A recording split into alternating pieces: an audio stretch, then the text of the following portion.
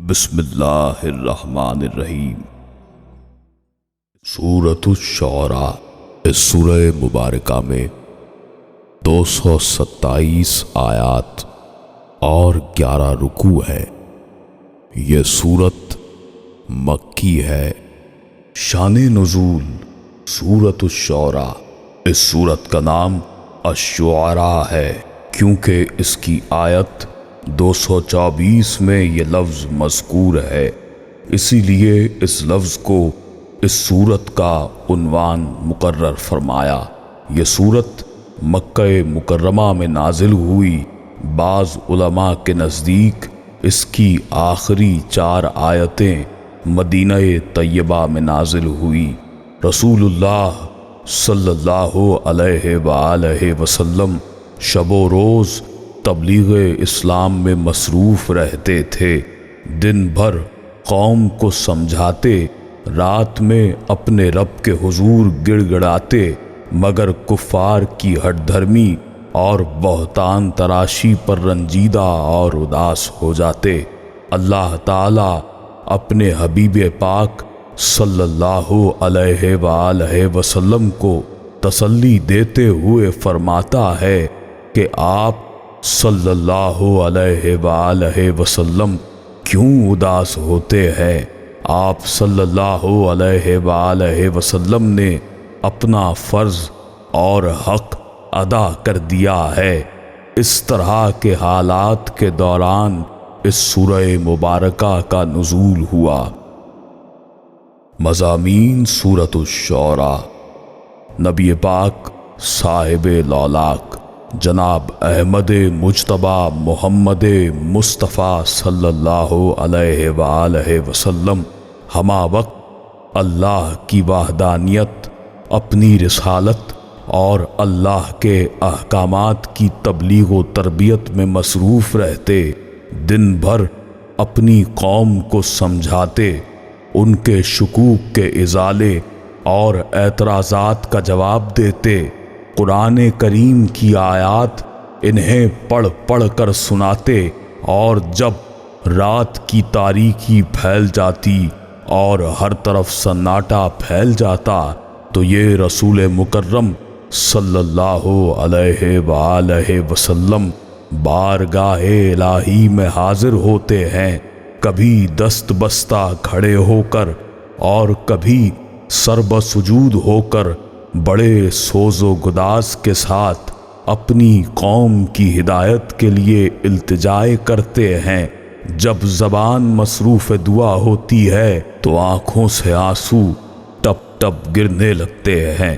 یوں معلوم ہوتا ہے کہ آمین آمین کہہ رہے ہیں۔ یوں ہی دن گزر رہے ہیں، یوں ہی راتیں گزر رہی ہیں، لیکن کفار کی ہٹ دھرمی اور بہتان تراشی میں اضافہ ہی ہوتا چلا جا رہا ہے۔ جس طرح طبیعت اداس رہتی ہے اور حضور صلی اللہ علیہ وآلہ وسلم کے قلب مقدسہ پر غم کے بادل چھائے رہتے ہیں، اللہ تعالی تسلی دیتے ہوئے فرماتا ہے کہ اے محبوب، تم یوں رنجیدہ خاطر اور ملول کیوں رہتے ہو؟ اے مصطفیٰ صلی اللہ علیہ وآلہ وسلم، آپ نے تو اپنا فرض ادا کر دیا، یہ ان کی عقل کا قصور ہے کہ وہ حق قبول نہیں کر رہی۔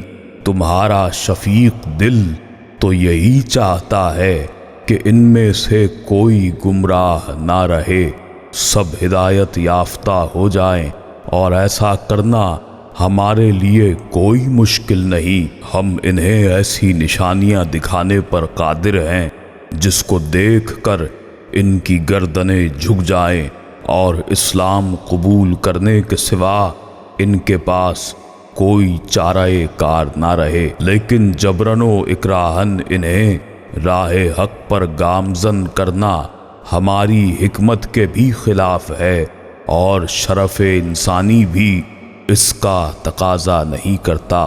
اس کے بعد 7 جلیل القدر انبیاء علیہم السلام اور ان کی قوموں کے حالات کو بڑی شرح و بسط سے بیان فرمایا کہ حضور صلی اللہ علیہ وآلہ وسلم کو تسلی ہو اور کفار و مشرکین ان نافرمان قوموں کے دردناک انجام سے باخبر ہو کر اپنی بروقت اصلاح کر لیں۔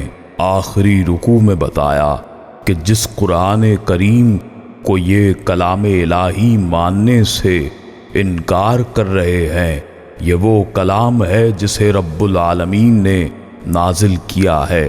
اسے لے کر آنے والے روح الامین علیہ السلام ہیں، اور جس کے قلب پاک پر یہ نازل ہوا ہے نذیر العالمین ہیں۔ اس کے ذکر خیر سے پہلے انبیاء اکرام علیہم السلام کی کتابیں بھری پڑی ہیں۔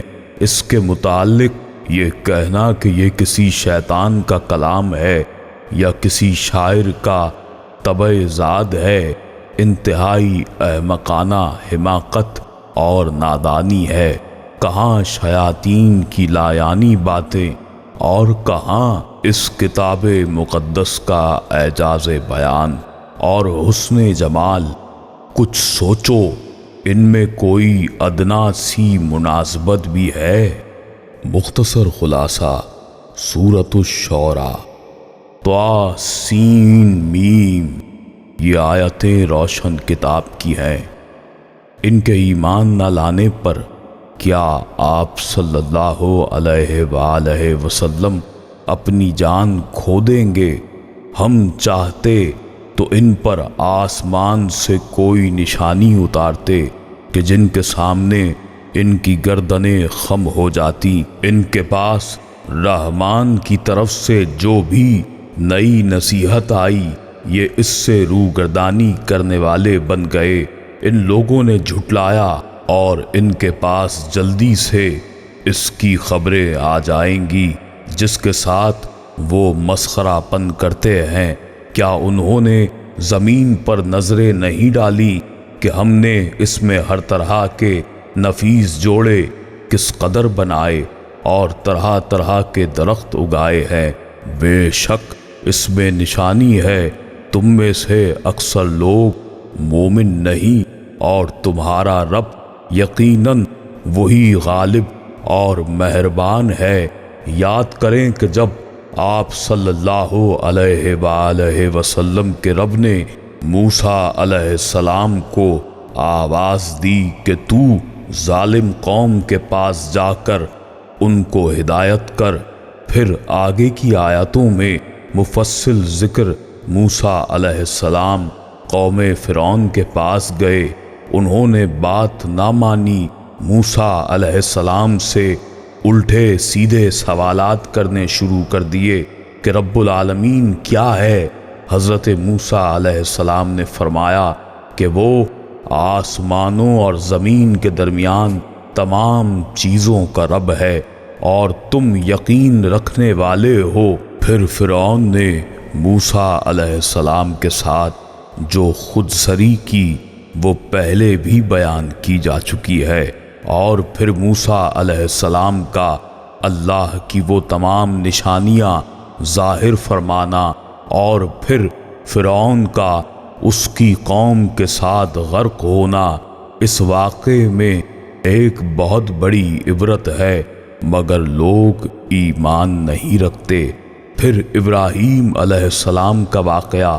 قوم کے ساتھ ابراہیم علیہ السلام اپنی قوم سے کہتے ہیں کہ تم بتوں کی پوجا مت کرو، یہ تمہیں نفع و نقصان نہیں دے سکتے۔ پھر ابراہیم علیہ السلام کا اپنی قوم کو کہنا کہ تم اور تمہارے باپ دادا سب یہی کرتے تھے، اور پھر ابراہیم علیہ السلام کا کہنا کہ اللہ تعالی حق اور سچ ہے، اور وہ تمام جہانوں کا پالنے والا ہے، جس نے مجھے پیدا کیا ہے، وہی میری راہبری فرماتا ہے، وہی مجھے کھلاتا ہے، جب میں بیمار پڑتا ہوں تو وہی اللہ مجھے شفا عطا فرماتا ہے، وہی مجھے موت دے گا۔ پھر زندہ کرے گا، پھر ابراہیم علیہ السلام کی دعائیں، پھر اللہ تعالیٰ کا فرمانا کہ ان لوگوں کا قیامت میں کیا حشر ہوگا، پھر نوح علیہ السلام کا پیغام کہ میں تمہاری طرف اللہ کا امانت دار رسول ہوں، بس تمہیں اللہ سے ڈرنا چاہیے اور میری بات ماننی چاہیے، میں تم سے اس پر کوئی اجر نہیں چاہتا، میرا بدلہ اس پر تو صرف اللہ رب العالمین کے پاس ہے۔ پھر نوح علیہ السلام کا دعا فرمانا کہ اے اللہ تو مجھ میں اور میری قوم میں کوئی حتمی فیصلہ کر دے اور تو مجھے اور میرے با ایمان ساتھیوں کو نجات دے دے۔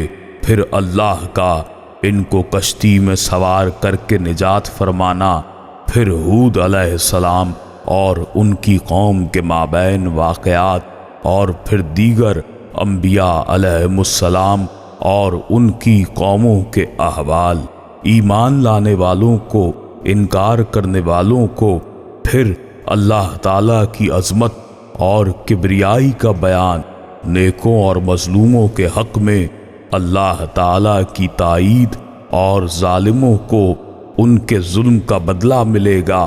پھر قرآن پاک اللہ کا مکمل کلام ہے اور یہ رسول برحق حضرت محمد مصطفیٰ صلی اللہ علیہ وآلہ وسلم کے قلب اطہر پر نازل کیا گیا، اور جو مکمل عربی زبان میں ہے، جبریل علیہ السلام کے ذریعے اور وحی اللہ کے ذریعے، اور جتنی قومیں تباہ و برباد ہوئیں انہوں نے رسولوں کی بات نہ مانی، اللہ کے حکم کی نافرمانی کی، جس کے سبب برباد ہوئی۔